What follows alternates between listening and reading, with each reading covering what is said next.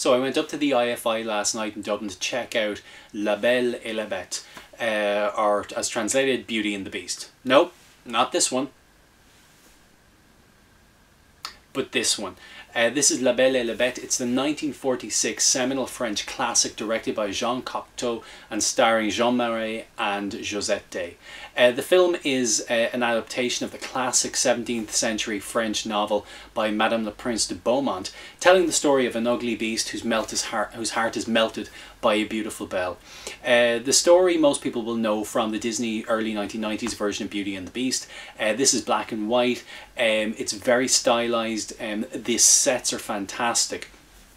I hadn't seen this movie before, but something I've done recently was I was reading a book about Roger Ebert, and Roger Ebert had listed a number of his favourite films, and one of the films that I read about was La Belle et la Bête. It's been on doing a run of 3 or 4 days up in the IFI in Dublin, so I was determined to kind of check it out before it actually goes. Now, I hadn't seen it before, but it is an absolutely beautiful movie.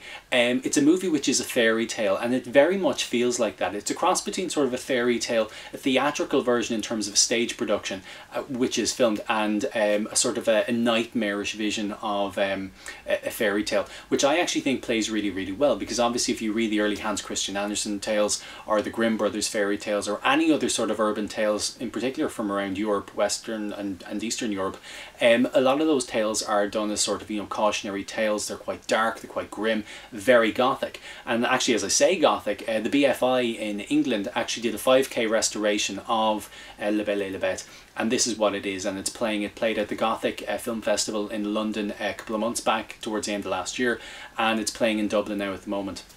Jean Marais plays, you know, one of the sort of farmhands. He also plays the beast, and he plays the guy who sort of, you know, emerges from the beast, you know, the prince, you know, at the end when sort of Belle, you know, professes her love for him.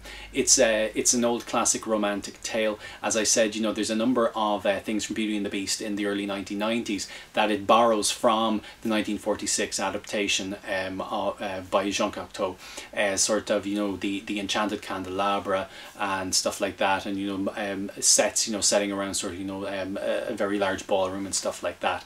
It's initially kind of the soundtrack is quite sort of, you know, it's quite loud. I did find the soundtrack quite tinny. The imagery in the film is absolutely beautiful. It is, as I said, sort of, you know, a combination of sort of gothic horror, sort of a nightmarish kind of fairy tale, and sort of enchantment. It's done very beautifully. Bete is beautiful as Belle, and Jean Marais is excellent as both Avenant, the farmhand, and the beast himself. I thought it was beautiful. I thought it was romantic. I thought it was a great film. If you're in Dublin or you're in London or anywhere and you get a chance to see La Belle et la Bête, I would encourage you to see it. It is a seminal classic of French cinema and world cinema, and it certainly got my seal of approval. I really, really enjoyed it. So I completely enjoyed La Belle et la Bête. I thought it looked beautiful. I thought it was a gorgeous story, an absolutely wonderful adaptation, and I would urge you to check it out, whether it's on the big screen or the small screen. It's thoroughly worth it.